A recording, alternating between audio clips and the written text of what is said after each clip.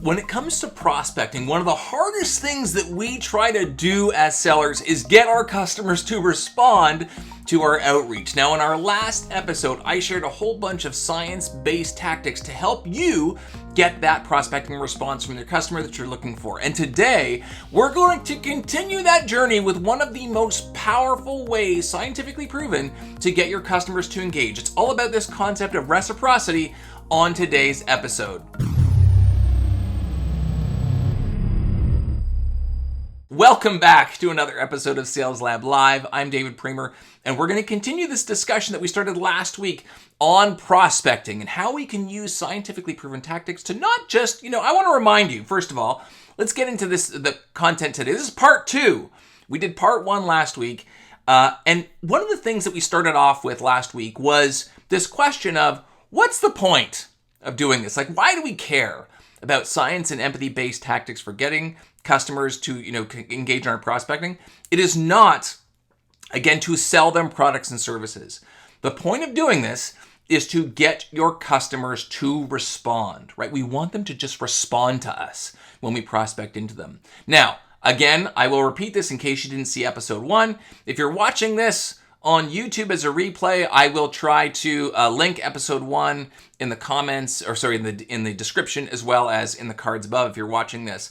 But I do want to just point this out because I mentioned this last time. A note about the words. What we are talking about here today are tactics that surround the prospecting approach. It has nothing to do in this case with the words. If your words, the words that you use when you prospect into a customer, the words that you use to describe what it is you do, if they suck, then your prospecting is going to suck too.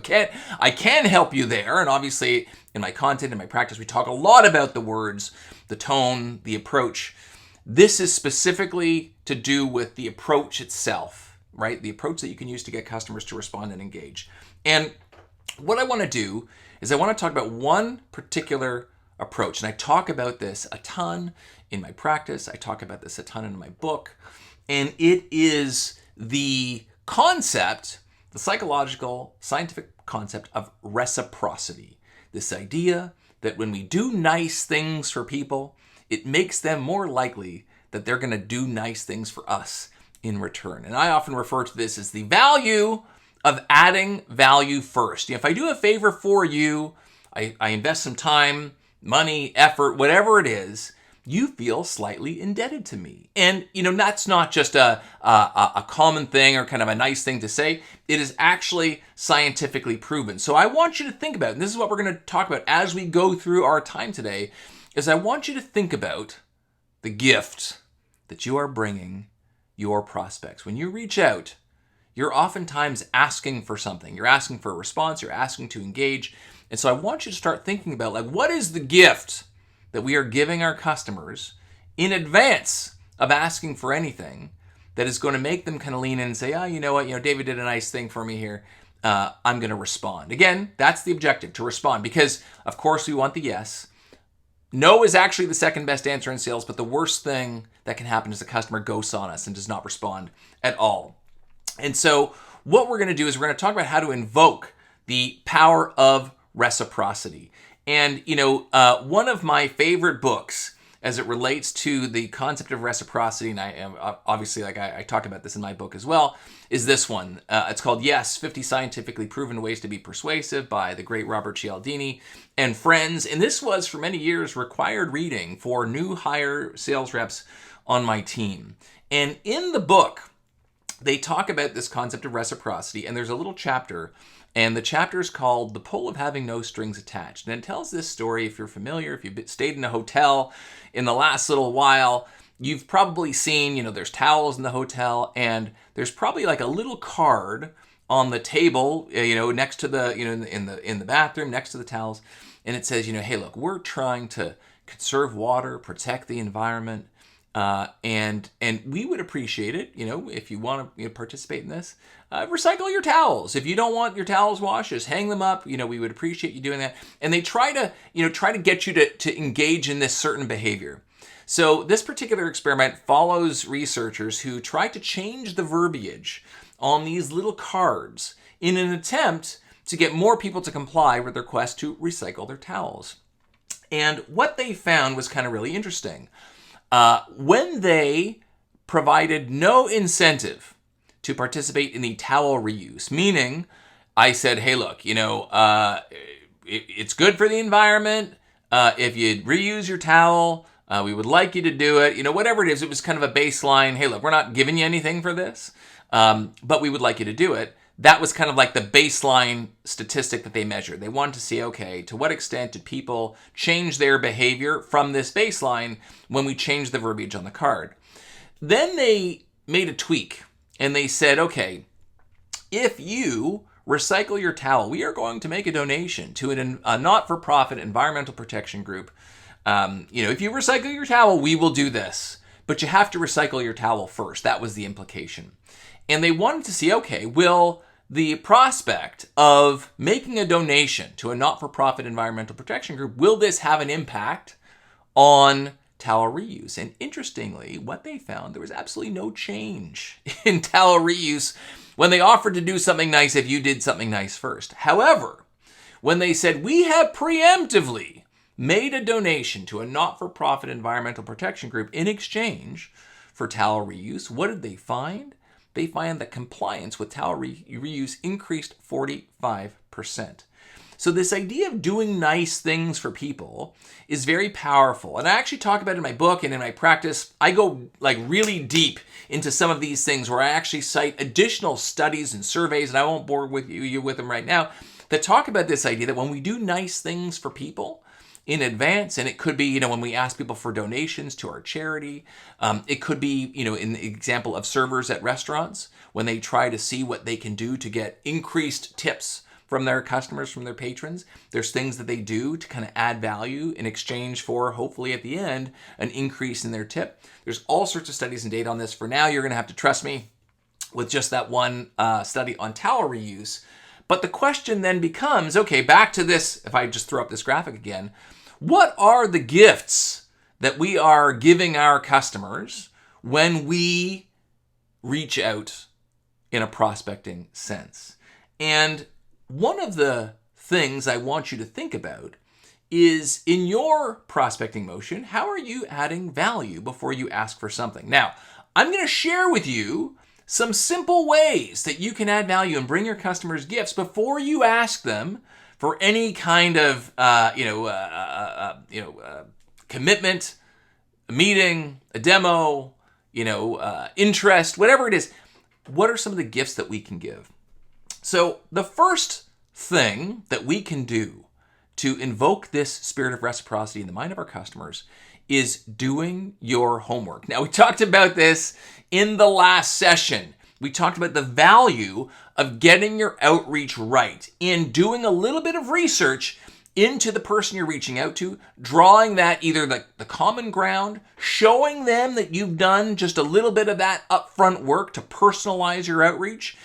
It can be small. It can be looking in your CRM to say, hey, look, have we ever spoken to anyone at this company before? Have you spoken to this person before? Any context that you can share is very, very powerful. And I would leave you with this to refer back to the previous session on doing your homework and the things you can do, because that shows the customer, the prospect, that you put in a little bit of effort. And I told you last time how there were all sorts of tactics that have been used on me in the past as a VP of sales that compelled me, in fact, to reach out back to that seller and at least respond, even if I wasn't interested in what they were selling, because I noticed the amount of effort they put in. So doing your homework is very powerful. Another really easy thing to do, and this is free, are helpful third-party resources. Well, that's mostly free. So for example, Harvard Business Review is a great resource. The McKinsey Quarterly, all of these free online research resources, Gartner studies, CEB studies, these are all powerful things that you can share with your customers and prospects that add value to their experience. So let's say, for example, you're reaching out to a sales leader, your marketing leader, you might say, hey, you know what, David, I caught this article in Harvard Business on new trends and patterns and buying habits catalyzed by the pandemic and the recession. I thought you might find this interesting. And again, the more arm's length these resources are, the better they are for you. Meaning, if I send you a study that was published by my company on my website, that seems a little bit self-serving. But if I can invoke a third-party resource, a study that aligns with my message, but is certainly third-party, that can provide a lot of value as well. So an article, a study, even books. And, in I think it was the very first or second, early on, Sales Lab Live, I did a session on the highest ROI event that we ever did at Salesforce. And again, I'll try it. If you're watching this replay on YouTube, I will try to link it up in the cards above. But even if you're watching it here on Facebook Live, you'll find it. It was called the highest ROI event we had, I think, at Salesforce. I think that's the name of the Sales Lab Live. And part of the trick of that event, and I would suggest you watch that video, was buying books for our customers. And one of the books I loved to buy at that time, it was called The One Thing, The Surprisingly Simple Truth Behind Extraordinary Results. And the idea behind this book, it was just about focus and prioritization. And so as executive leaders, which we were trying to attract, they often struggle with focus and prioritization. So we used that book as like the backdrop for our conversation, and we just gave them a copy of the book, and it generates a lot of reciprocity. If you feel like, buying a copy of my book over here, where is it? Oh, I can't get the angle right. There you go. So Sell the Way You Buy. It makes a great Christmas gift. But the idea is that if you share something that's third party, arm's length, that aligns with your message with a prospect, it makes it very difficult for them to ignore you. And the more thoughtful the gift, I've been on the receiving end of, $5 Starbucks gift cards and all that kind of stuff. Hey, David, have a coffee on us. That's okay. Like, even just being a polite human, you have to kind of reach out and say thank you. But to the extent that it can be more original, more unique, I suggest you go that route. So that's the second suggestion I have, is a helpful third-party resource. The third kind of thing that you can do to invoke reciprocity is actually share something that they don't know about them. And I borrow this, I've mentioned this in the past in videos, how, so much of selling, I borrow this from Jeff Gitomer, who, sales guru, author, and I talk about this in my book. He says, most of the time when we prospect into people, we reach out to customers, we want to tell them something they don't know about us. Right? Did you know that we're in the Gartner Magic Quadrant? Did you know that we're the top vendor for this? Do you know that we solve these problems? And we just tell them things they don't know about us. Versus, why don't we tell them something that they don't know about them? So maybe, for example, they're an existing customer of ours. We would do this at Salesforce, right? And we want to obviously service them and maybe sell them more stuff. But to the extent that we can share with them how their employees are using our solution, right? And kind of tell them something they may not know about their own organization. Or, for example, we would often do ride-alongs, or, for example, if you're going to call into, let's say, a VP of sales or executive, maybe talk to some lower-level people on their team and say, hey, you know what, I've spoken to some folks on your team, and I found some interesting things. And, here are some of the things I found. If you'd like to learn more, I'd love to, have a chat with you. And these are things that they may not know. I will tell you, one of the most memorable prospecting outreaches I ever received, and I talk about this in my book, was from a sales rep. I actually think he was a founder of a company. Now, I will tell you what this company did, and then I will explain kind of, what the outreach was. So what this company did was they would notify you when some of your best customers, the ones that you love to reference on your website with testimonials, left their company and went to a new company. So let's say you have a website, and on that website there's a testimonial from David from Cerebral Selling, and it's me saying, I loved product A, B, and C. It gave me so much value. But and that's great, and that's on your website. But then I leave Cerebral Selling and I go somewhere else, right? Wouldn't you want to know that? Because now, number one, like, you can update your website, but also, like, wherever I go, I was a fan of your product or service. You would probably want to reconnect with me and say, hey, David, I saw you left Cerebral Selling. Now you're somewhere else. How's it going? And so that's what the company did. So what did this seller do? They looked at our website. So I was the VP sales of this company. They looked at our website. They saw who our customer testimonials were, and they reached out to me and they said, hey, David, we see you have, John Smith here on your website with a testimonial. I don't know if you know this, but actually John Smith left that company. Now they're somewhere else. And we didn't know that, right? Maybe some people in our organization did, but it wasn't widely known. And so that was actually like a piece of value. Not only did he showcase what his company and product did, but he brought me something that I didn't know about me. So that's the take-home message here. Something you don't know about them, their usage, their trends, whatever it is, that can be extremely valuable. There's also this element of unique industry insights and perspectives. People are conditioned to love learning and novelty. And this is actually a tactic that I totally stole. I know my head is now blocking. Let's see if I can, move my head here a little bit. This book, it's called Talk Like TED. And it's a book, I'm going to move my head back so I don't forget to do that. It's a book that talks about the best TED Talks and what are the unique principles of the best TED Talks that make them so amazing and engaging. And one of the things they talk about were these elements of novelty. When we teach people something new, something they didn't know before, it makes them almost partially indebted to us. And one of the examples that they give is, I don't remember exactly what the talk was, but this fella gets up and does a TED Talk, and he starts talking about NASA, like NASA with the rockets and the whole thing. And he says, people are enamored by NASA. We're going to the moon. We're doing all these rockets and all these kinds of things. And of course, that costs a lot of money. The budget for NASA is, pretty big. But we also have other organizations in the U.S. government, and one of them is called NOAA, NOAA, the National Oceanic and Atmospheric Administration. So if you think about NASA is for space, NOAA is for the Earth. And he asked the audience, he's like, do you want to know what the budgetary difference is? Like how much money we allocate to fund NASA versus NOAA? And people are like, oh, like what was that? And he says, I think the statistic was that the budget for NASA is 1,600 times bigger than NOAA. So we spend 1,600 times more like exploring space rather than like the planet we actually live on right now.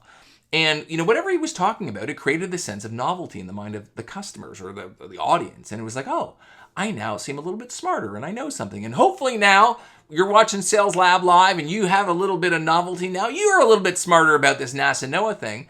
But to the extent, back to this, that I can bring you a unique industry insight and perspective and teach them something, it can be very powerful. And not just teach them something from the perspective of reciprocity, but can actually support the whole thesis behind your business. So for example, one of the things I talk about this in my book, but I also talk about it in my practice, around the state of modern selling. And one of the challenges that exists today is that the average age of a seller in the market is much less than it was 5 or 10 years ago. And you know this if you're a leader and you're hiring sales reps.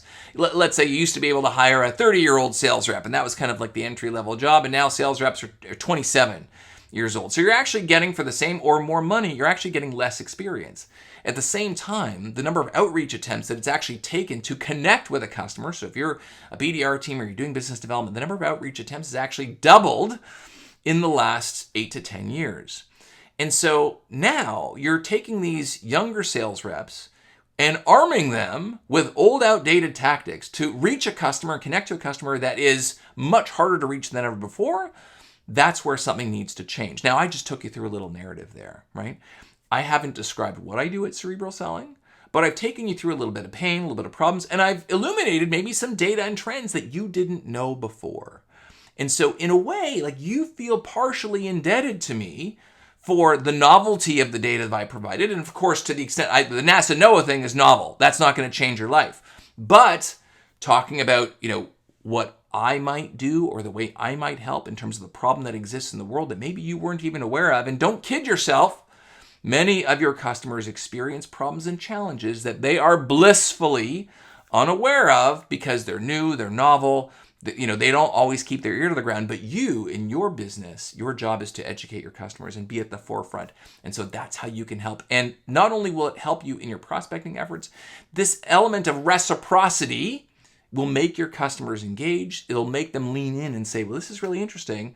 Tell me more. So this is the complete list as it relates to reciprocity. I know we've kind of, I really want to dive in. And, I do sessions on reciprocity that are much longer than this. But there's a lot that we can take away in terms of prospecting and getting our customers to respond to our outreach. And I say, never mind prospecting.